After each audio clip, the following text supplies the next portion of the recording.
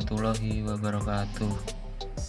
Izin memperkenalkan diri, nama Nindya Praja Ahmad Masda Reza Fahlevi, NPP 300765 dari kelas E3 nomor absen 03.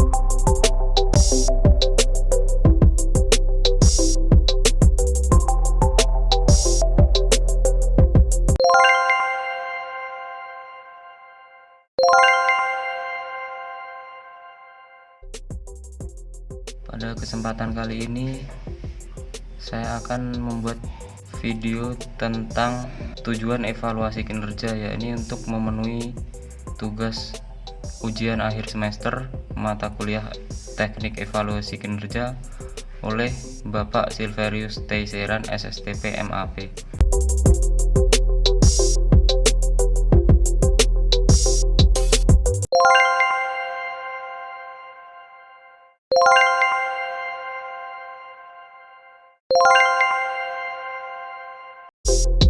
Di sini saya mengambil dua pendapat ahli tentang evaluasi kinerja, yakni yang pertama menurut Siswanto. Menurut Siswanto, penilaian kinerja adalah suatu kegiatan yang dilakukan oleh manajemen untuk menilai kinerja tenaga kerja dengan cara membandingkan kinerja atas kinerja dengan uraian atau deskripsi pekerjaan dalam suatu periode tertentu yang biasanya setiap akhir tahun.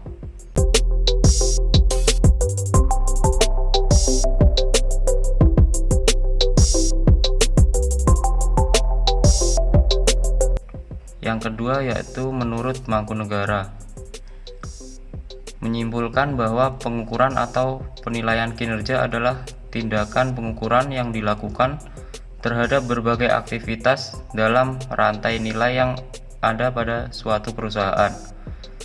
Hasil pengukuran tersebut digunakan sebagai umpan balik yang memberi informasi tentang prestasi, pelaksanaan suatu rencana, dan apa yang diperlukan perusahaan dalam penyesuaian dan pengendalian.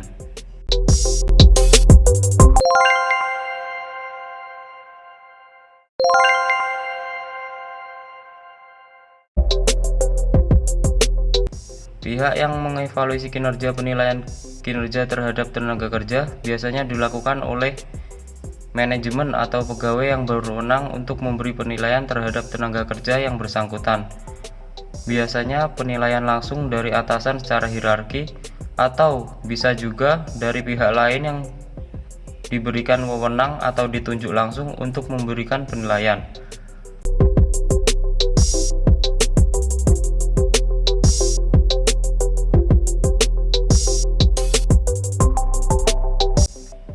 Hasil penilaian kinerja tersebut disampaikan kepada pihak manajemen tenaga kerja untuk mendapat kajian dalam rangka keperluan selanjutnya, baik berhubungan dengan pribadi tenaga kerja yang bersangkutan maupun yang berhubungan dengan perusahaan.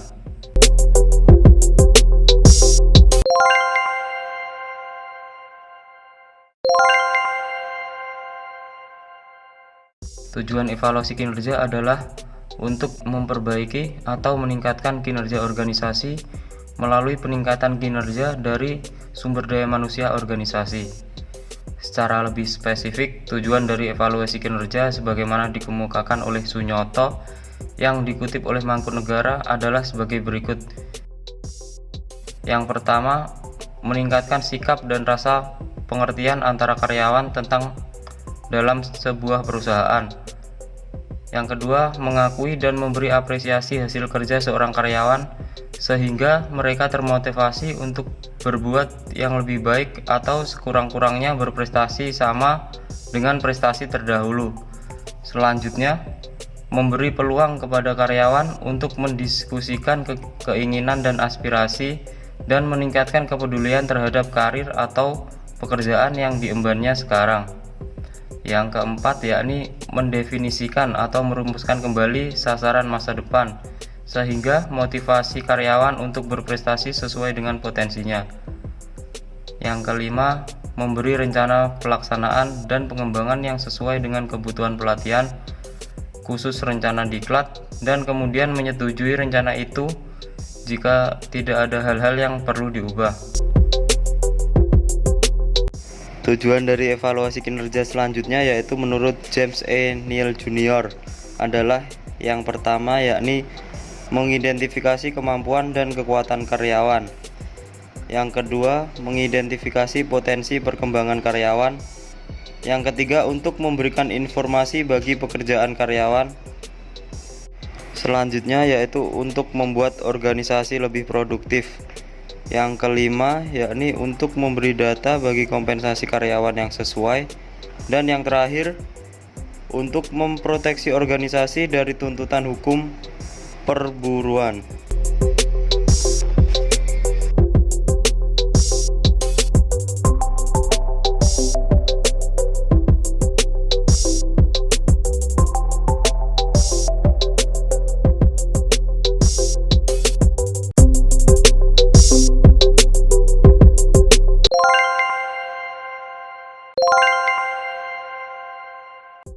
Sedangkan Paiman Simanjuntak menyatakan bahwa manfaat evaluasi kinerja adalah sebagai berikut.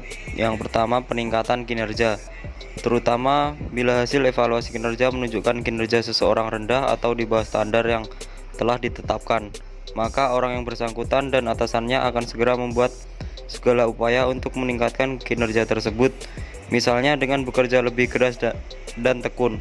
Untuk itu, setiap pekerja perlu menyadari dan memiliki A. Kemampuan tertentu sebagai dasar untuk mengembangkan diri lebih lanjut. B. Keinginan untuk terus belajar dan meningkatkan kemampuan kerja, sikap tertarik pada pekerjaan dan etos kerja yang tinggi. C. Keyakinan untuk berhasil.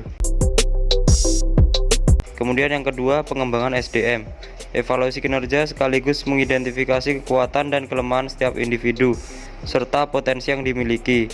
Dengan demikian, manajemen dan individu yang dimaksud dapat mengoptimalkan pemanfaatan keunggulan dan potensi individu yang bersangkutan, serta mengatasi dan mengkompensasi kelemahan-kelemahannya melalui program pelatihan. Manajemen dan individu baik yang memenuhi kebutuhan perusahaan atau organisasi maupun dalam rangka pengembangan karir mereka masing-masing. Yang ketiga, pemberian kompensasi. Melalui evaluasi kinerja, individu dapat diketahui siapa yang memberikan kontribusi kecil dalam pencapaian hasil akhir organisasi atau perusahaan. Pemberian imbalan atau kompensasi yang adil haruslah didasarkan kepada kinerja atau kontribusi pada setiap orang untuk perusahaan. Pekerja yang menampilkan evaluasi kinerja yang tinggi patut diberi kompensasi, antara lain berupa pemberian penghargaan, uang, pemberian bonus yang lebih besar dari pekerjaan lain, dan atau percepatan kenaikan pangkat dan gaji. Selanjutnya, program peningkatan produktivitas. Dengan mengetahui kinerja masing-masing individu, kekuatan dan kelemahan masing-masing, serta potensi yang dimiliki mereka, memiliki manajemen dapat menyusun program peningkatan produktivitas perusahaan. Yang terakhir adalah program kepegawaian. Hasil evaluasi kinerja sangat bermanfaat untuk menyusun program-program kepegawaian, termasuk promosi, rotasi, dan mutasi, serta perencanaan karir pegawai.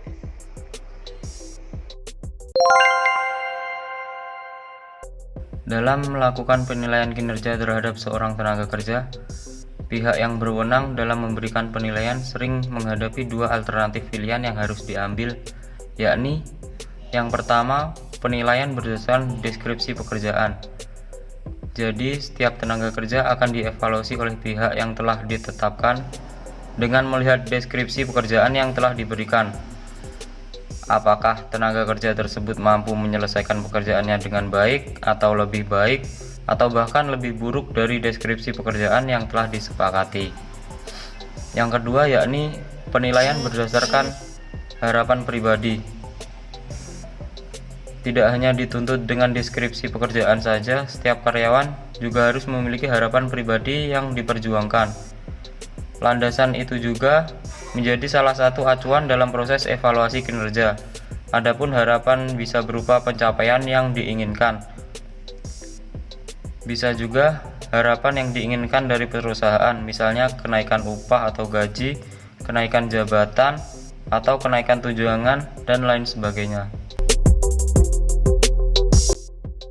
Sekian Sekian presentasi yang dapat saya sampaikan. Bila ada kurang lebihnya saya mohon maaf. Wassalamualaikum warahmatullahi wabarakatuh.